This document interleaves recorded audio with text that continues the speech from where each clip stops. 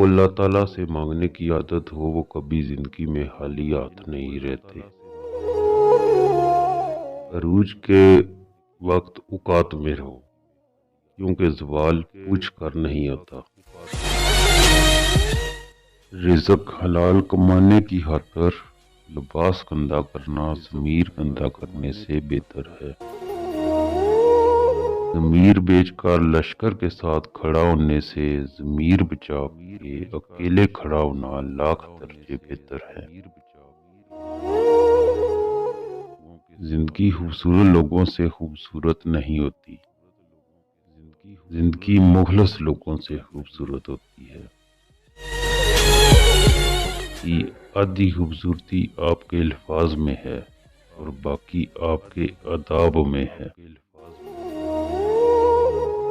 لوگ اکثر نرم لہجوں میں اتنی سخت بات کر جاتے ہیں کہ ان کے الفاظ کی تپش بھولنے میں ایک عمر لگ جاتی ہے۔ مٹی سے مٹی تک کے سفر کے درمیان جو وقت ہے وہ مہلت ہے اور وہی زندگی ہے۔